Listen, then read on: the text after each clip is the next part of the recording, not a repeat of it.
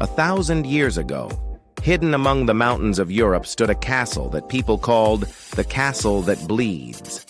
By day, it looked like nothing more than a heap of stones. But at midnight, crimson drops began to seep from its walls, as if the stones themselves were weeping blood. They said this was the castle of the tyrant King Lucian, a ruler so cruel that he slaughtered thousands of innocents, imprisoned them, and drew strength from their screams. Even in death, his soul could not find peace. And so every night the castle bled with the memory of his crimes. But there was a girl, Ella. Her parents, too, had fallen victim to Lucian's cruelty, and she swore that she would uncover the castle's secret. At midnight, she stepped inside. The walls bled, the halls were empty, but on the throne sat a shadow. Its eyes glowed like burning coals, its voice echoing from the depths of the grave. "Why have you entered my castle?" "I came to avenge my parents, to claim justice." Ella raised the cross her mother had given her and drove it into the throne. The castle shook violently. Screams of blood echoed through the air. The shadow writhed, shrieked, but the light consumed it. And at last, the bleeding ceased. In the year 1025, deep within the mountains of Europe, there stood a castle that the villagers spoke of only in trembling whispers. By day, it looked like nothing more than a fortress of stone and towering walls. But at night, especially at midnight, crimson drops would begin to drip from its walls, as if the very stones were weeping blood. They called it the Castle That Bleeds. No one dared to approach it. The villagers locked their doors before sunset, snuffed out their lamps, and prayed in silence that the red curse would not seep into their homes. The tyrant king Lucien. It was said that the castle once belonged to a ruthless king named Lucien. He was infamous for his power and cruelty. He imprisoned men for the smallest offenses, seized grain from farmers, enslaved women and children, and tortured his enemies to death. In his court, there was no justice, only fear and death. When Lucien finally died, his soul found no rest. His body was sealed within the walls of the castle, but people believed that even in death, his spirit remained trapped inside. And so, at midnight, the walls bled, as if the fortress itself was paying for the sins of its master. Ella's story. In a nearby village lived an orphan girl named Ella. She was poor, but brave. Her parents, too, had been victims of King Lucien's cruelty. One dreadful night, soldiers raided her village. They burned the fields, chained the farmers, and dragged them away. Ella saw her father crushed beneath the hooves of soldiers' horses. Her mother was taken to the castle and never returned. From that day, only one desire remained in Ella's heart: justice. Justice for her parents and for all the innocents who had suffered. But where could justice be found?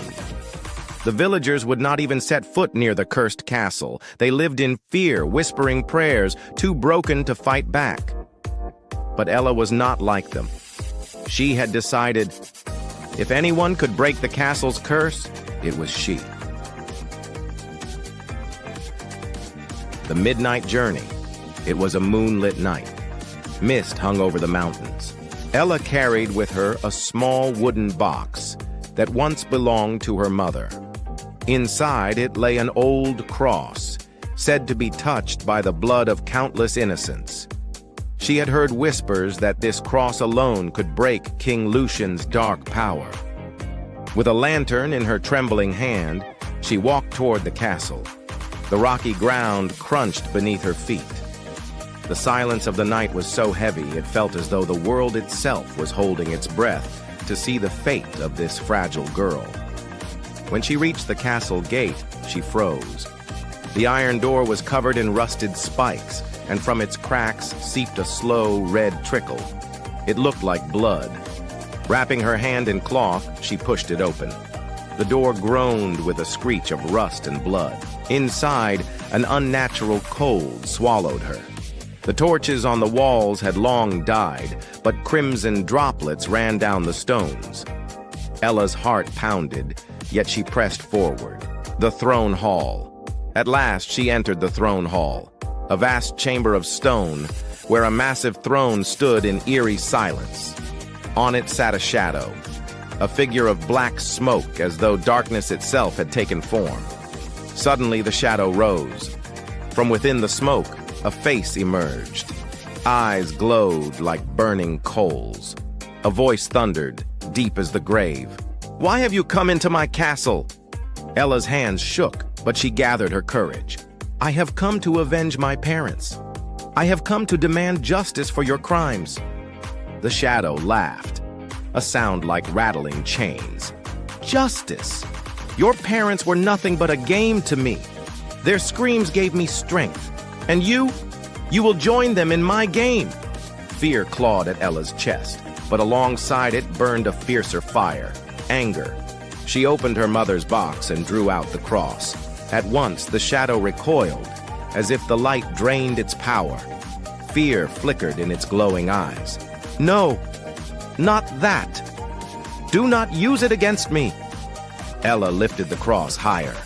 The walls of the castle began to tremble.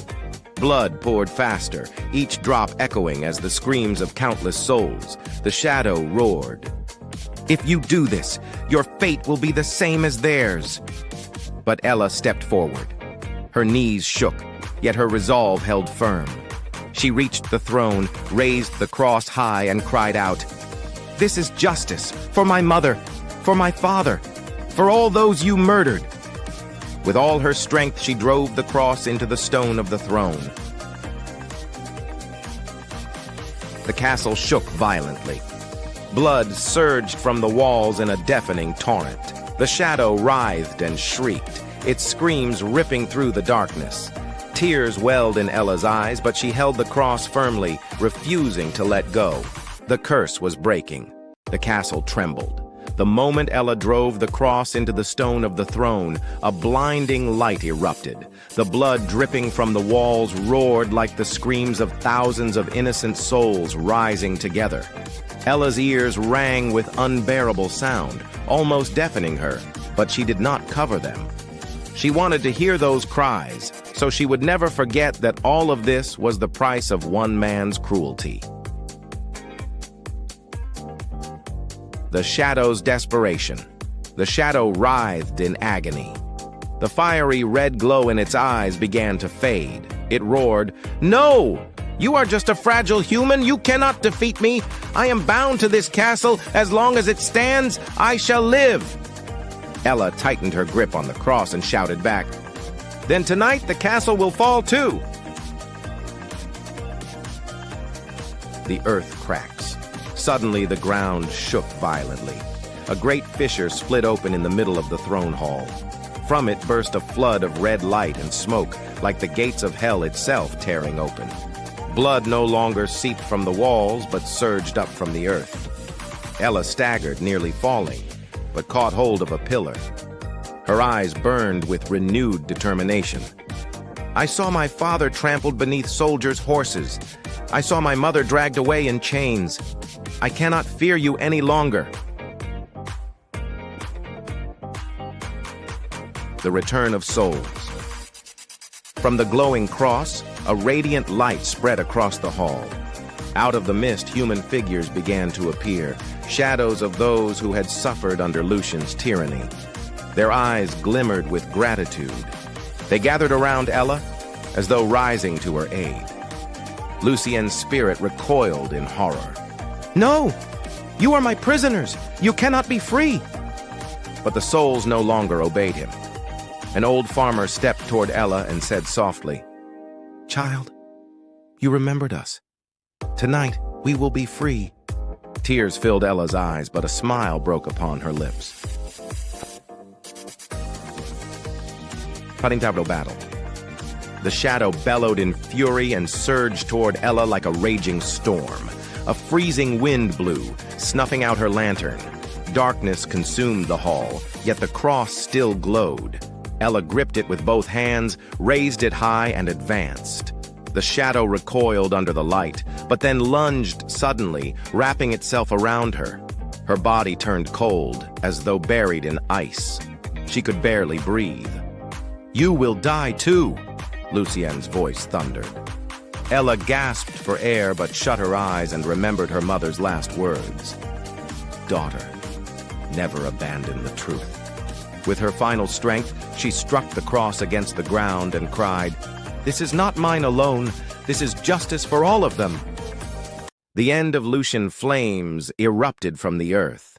The shadow shrieked, a scream that split the heavens. The castle shook violently, stones rained from the ceiling. But the blood ceased. In its place, light spread. Lucian's spirit writhed, twisting in torment, until at last it dissolved into smoke. The glow in his eyes burned out, and with that, the centuries-old curse was broken. The souls sighed in relief. One by one they dissolved into radiant light and drifted upward to the sky. Among them was Ella's mother. She smiled at her daughter and whispered, "Child, you have avenged us. We are free at last." Ella collapsed to the ground. Tears streamed down her face, yet peace filled her heart. The fate of the castle. When morning came, the villagers dared approach the castle. What they saw left them speechless. The fortress that had bled for centuries now stood silent. No crimson stains, no dripping walls, only cold stone and quiet air. The village elder murmured, "It is a miracle. Some brave soul has set this place free." At the gates sat Ella. Her clothes were torn and stained with blood and dust, yet her face was calm, almost serene. The villagers rushed to her side. "You did this?" one woman asked in disbelief. Ella spoke softly. "I did nothing. It was justice. Justice that was always meant to be." A new beginning. From that day forward, the villagers no longer feared the castle. Instead, they built their homes near it. Its courtyard became a garden, filled with flowers and children's laughter. Where once there had been blood and screams, now there was peace. Ella came to be known as the Daughter of Freedom. She devoted her life to serving the village. Often she would sit in the castle garden and tell children the story of a cruel king who enslaved the innocent and of the small girl who set them free. And never again did the castle bleed at midnight. Ella's last moment. Many years later, when Ella grew old, she sat quietly in the castle garden. She looked up at the sky and smiled softly. Her breathing slowed, and it seemed as though she too turned into light, joining the souls she had once freed. The villagers said that on the day Ella's body was carried to rest, the castle's walls burst into radiant light, the same light that had once consumed Lucian's spirit. And so, the castle that bleeds became a legend, a tale of tyranny, sacrifice, and justice. When dawn came, the castle was changed. No blood, no shadow, only peace. The people said, this was justice. And to this day, when the villagers tell the story to their children, they end with these words, "Cruelty never lasts forever, for sooner or later, an Ella will always rise."